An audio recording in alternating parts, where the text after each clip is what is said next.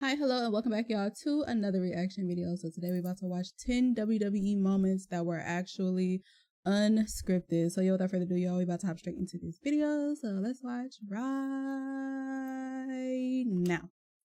Now, believe it or not, some of the most iconic and memorable moments in WWE history have been completely unscripted. Now, this may come as a surprise as the majority of WWE programming, particularly in the modern era, is completely scripted. However, from time to time, an unscripted moment occurs, and due to live TV, WWE can do little to avoid this from occurring. There's also times when WWE gives a talent free rein to deliver an unscripted moment, but these instances are extremely rare, and if they do occur, they're usually executed by seasoned WWE superstars. But which times were they? Well, join us now as WrestleMania looks at 10 moments in WWE that were actually unscripted. Be sure to subscribe. I think it's because it's like they know they can kind of get away with it, you know? It's kind of like a co-worker or somebody who works at a job for a long time. They know they can get away with certain shit. Y'all know what I'm talking about. Mark Henry's shoot promo following winning the world title. When Mark Henry won the world title in 2011, it was seen as long overdue by WWE's audience. Henry had been in the WWE for 15 years, and Henry, over the months prior to ascending to the top of the WWE, had been on the run of his career. Following his world title victory at Night of Champions, Henry cut an impromptu promo to address the biggest win of his career. In this promo, Henry would go off on virtually everyone for not believing that he had what it takes to win the big one. He then amazingly went off at the fans, who began to cheer him, which was a great way to obtain some heel heat. Now, according to Henry, the content of the promo was unscripted. Number 9, Mickie James's gesture. Now, Mickie James versus Trish Stratus at WrestleMania 22 is often cited as one of the greatest women's matches in WrestleMania history. However, what many fans may not know is that there was an unscripted moment in the match that led to widespread anger backstage. In the match itself, Mickie would grab Trish's lower half and then proceed to put her tongue between her fingers. Now, this moment was completely unscripted and was never supposed to happen. WWE Chairman Vince McMahon absolutely hated this spot, and according to Mickie herself, she was yelled at by the WWE boss. The spot would be edited out of the DVD release of the pay-per-view. Oh no, it's on YouTube somewhere though. The spot were those in attendance and watching live. Number 8, I want to find it just to be messy. John Cena in the mouth, busting him open. Now, the Brock Lesnar who returned in 2012 wasn't the same Lesnar that left the WWE back in 2004. Lesnar was now one of the most legitimate fighters in the world, and it took some time for him to get adjusted to pro wrestling. Scary. This was the case when WWE booked a pull-apart brawl between Lesnar and John Cena on Raw. Now, this brawl was designed to promote the upcoming match between Lesnar and Cena at Extreme Rules, but it left the fans questioning if Lesnar realized that he wasn't actually supposed to hurt his opponent. In the brawl, Lesnar punched Cena so hard that blood was pouring from his mouth. Number 7, the snake won't let go. Was that mentioned in the video I watched yesterday? Terrifying moments in WWE history took place on November 23rd, 1991 edition of Superstars of Wrestling.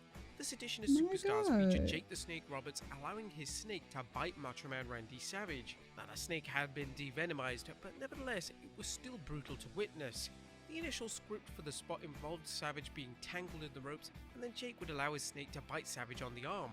Now, the unscripted part comes in relation to the snake itself, as the snake simply wouldn't let go. The snake had its fangs buried into Savage's skin, and there was no way that the snake was letting go. Not tugging on it. Let the snake let go.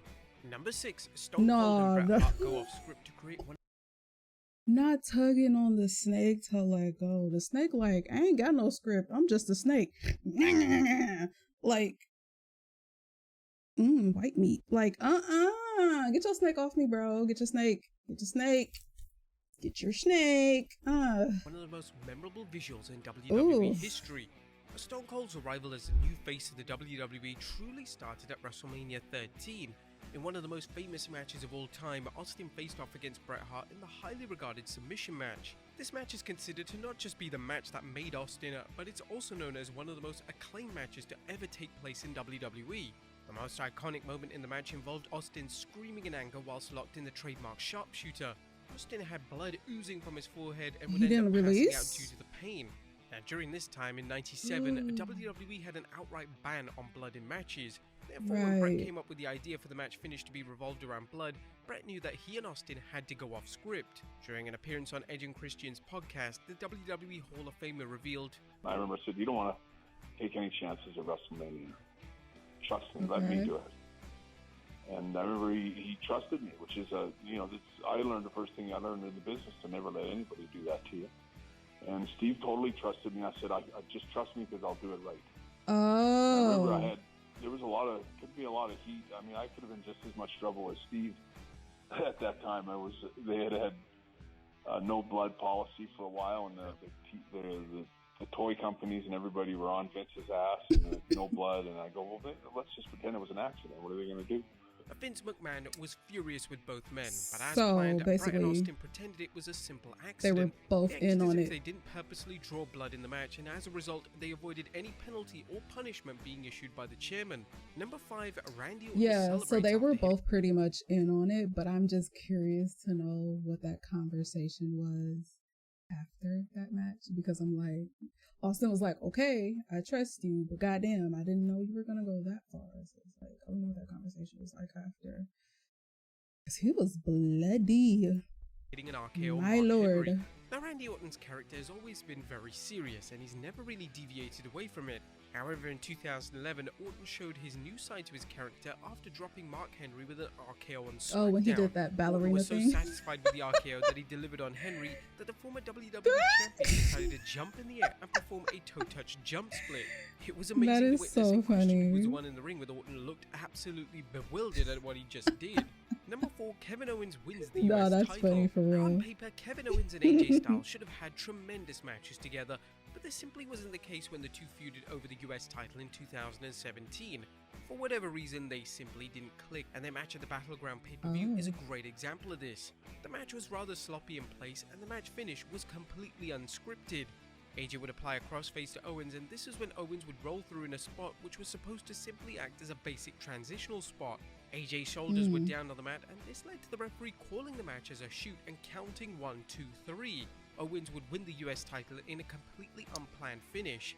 It forced WWE to change their booking plans, and on the next edition of SmackDown, AJ would regain the US title when he defeated both Owens and the returning Chris Jericho in a triple threat match. Number 3, Dusty Rhodes goes off script on Stephanie McMahon. The late great Dusty Rhodes is one of the most renowned talkers in pro when you said wrestling talk to the history. hand, because the face Dusty don't understand. simply didn't need a script. He was prone to going off script if he felt like he could make the segment better. Stephanie was initially scripted to do her traditional promo routine of making the babyface look small. According to Dave Meltzer, at the time, Stephanie had zero idea that Dusty was going to do the hand gesture. After that, WWE would be reluctant to give Dusty any mic time just in case he went off script again. Number 2, Really? WrestleMania 35's main event. Becky Lynch, Charlotte Oh, Flair, and that's Ronda Rousey funny. made history at WrestleMania 35 when they became the first women to main event WrestleMania. The planned finish for the match was for Becky to win with her finisher, the Disarmer. However, when Becky performed a crucifix pin on Ronda, the referee counted to 3 and she won the match. It turned out that Ronda wasn't able to get her shoulders off the mat, and this resulted in the match ending in a completely unscripted manner. And number 1, party's over, Grandpa. Now, it's extremely rare to hear Brock Lesnar talk. It's something that's usually saved for Paul Heyman. However, in 2014, Lesnar decided to cut a brief, unscripted 3-word promo on none other than Hulk Hogan. Lesnar, along with Heyman, would interrupt Hulk Hogan's birthday celebration, which featured several iconic WWE figures such as the NWO, Ric Flair, and Roddy Piper. Lesnar walked up to Hogan and declared, "Party's over, Grandpa." This was completely unscripted, and according to reports at the time, Hogan wasn't pleased with the line. But there you have it, folks. 10 moments in WWE that were actually unscripted. Scary. No, scary. Who just, bruh.